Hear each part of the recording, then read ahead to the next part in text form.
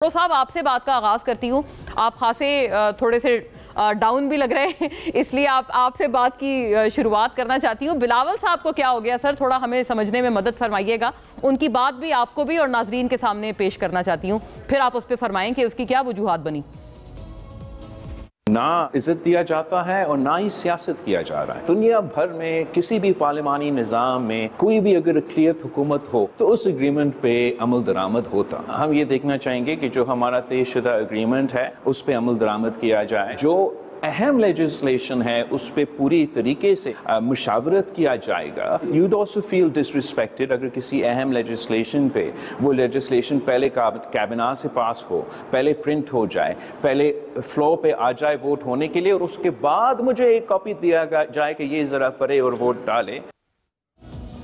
जी खोड़ो साहब, ये तो वही वाली बात है जो पीटीआई वाले भी करते थे कि लेजिस्लेशन पहले फ्लोर पे आती है फिर आप लोगों को दी जाती है। तो अब तो बिलावल साहब ने भी इस बात को एक तरह से उन्होंने इसकी तायीद कर दी है, और डिसरिस्पेक्ट की जाए उनको, ये उन्होंने ये वाला लफ्ज इस्तेमाल किया है।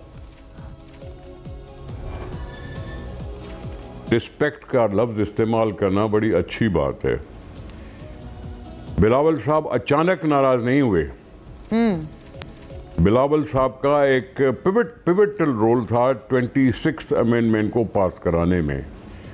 हुकूमत ने नहीं कर सकी वो जो बिलावल साहब कर बैठे, जब उन्होंने मौलाना फजल रहमान साहब के साथ रब्ता किया और उनको बताया कि आइन बनाने वाली जमातों में से दो हम हैं, एक पीपुल्स पार्टी जिसके शहीद जुल्फ़िकार अली भुट्टो साहब थे, दूसरे मुफ्ती महमूद जो JUI के बानी थे। उनका था कि जी हम आइन को किस तरह से और बेहतर करें। PMLN भी उस वक्त नहीं थी 73 में, PTI भी नहीं थी, MQM भी नहीं थी, हाँ ANP भी नहीं थी, उस वक्त NAP थी। तो ये दो पार्टियां हैं जो अभी हैं, अभी थीं, उसके साथ रब्ता हुआ और बिलावल साहब ने वो कर दिखाया कि मेजॉरिटी ना होते हुए, 2/3 मेजॉरिटी ना होते हुए उन्होंने आइनी तरामीम पास करवाई बगैर किसी गलत काम किए हुए। अच्छा। वोट ये रब्ता किया और कामयाबी हुई, उसको सारे अप्रिशिएट कर रहे हैं उसके रोल को।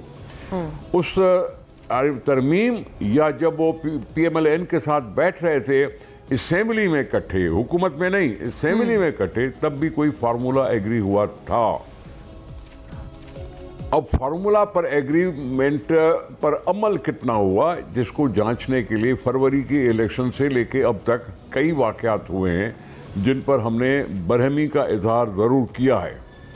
ये ताज़ी बात जो हुई है वो है आइनी तरमीम के बाद जब कॉन्स्टिट्यूशनल बेंच बनाने के लिए सुप्रीम जुडिशल काउंसिल के साथ साथ पार्लिमानी कमेटी बनी। पार्लिमानी कमेटी में बिलावल साहब का नाम आया था, लेकिन क्योंकि इक्वल रिप्रेजेंटेशन नहीं दी गई थी पीपल पार्टी को और PMLN को, इस वजह से बिलावल साहब ने अपना नाम विड्रॉ कर लिया कि मैं ऐसे क्यों बैठूं, जबकि एग्रीमेंट थी कि हमें इस तरह से। अब उसके बाद फिर बिलावल साहब ने बयान दिया कि जी हमने कहा था कि हर सूबे से इक्वल नुमाइंदगी हो उस बेंच में, और उस पर उसने थोड़ा सा इजहार किया कि अगर सिंध के रूरल एरियाज का कोई जज अगर लिया जाता तो थोड़ी सी दिखाई देती कोई सिंधी बोलने वाला भी है वहाँ या नहीं है। हाँ कराची उर्दू स्पीकिंग ये सारे सिंध के हैं, मानते हैं हम कि सिंध के हैं, लेकिन अगर कोई सिंधी स्पीकिंग भी आ जाता तो ज़रा मज़ा दोबाला हो जाता। उस पर भी उसने बरहमी का इजहार किया। दूसरी बात थी कि हमने उनसे कहा था कि जब आप तरक्याती मद में फैसले करने लगे, PSDP में फैसले करने लगे, तो हम दोनों बड़ी पार्टियां जो एक दूसरे के साथ असेंबली में बैठी हैं, तो PSD बनाने पर हमसे मशवरा किया जाए, हमें एतमाद में लिया जाए, हमें कॉन्फिडेंस में लिया जाए, और PSDP लॉपसाइडेड नहीं होनी चाहिए कि कोई एक सूबे को बहुत ज़्यादा मिले और दूसरे सूबे को कम मिले। क्योंकि इससे पिछली जो हुकूमत थी, मैं इसका जिक्र कर रहा हूँ PTI की हुकूमत का, उसमें सिंध को टोटल नज़रअंदाज करते हुए KP को ज़्यादा मिला था, पंजाब को मिला था, सिंध को आखिर में जाके मिला था, बलूचिस्तान को भी ज़्यादा मिला था, सिंध को कम मिला था। क्योंकि इमरान खान साहब उस वक्त कहते थे सिंध तो हमारे साथ है ही नहीं। हमने उस पर जुमला कसा था तो क्या तुम समझते हो कि सिंध वाले पाकिस्तान से बाहर हैं? तुम वजीर आजम पाकिस्तान के हो, किसी सूबे के नहीं हो, किसी पार्टी के नहीं हो, पाकिस्तान के हो। लेकिन चलो वो गए। अब भी अगर लॉपसाइडेड पीएसडीपी होगा तो हमारी तरक्की सफर करेगी।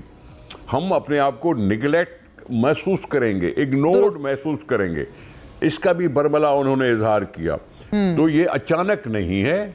और मैं जो बैठा हूं, आपने मुझे कह दिया आप डल लग रहे हैं। मैं डल नहीं लग रहा हूं। मैंने जल्दी जाना है किसी शादी में जाना है। अच्छा, ठीक है, फिर तो आपको खुश लगना चाहिए। आपके इंतजार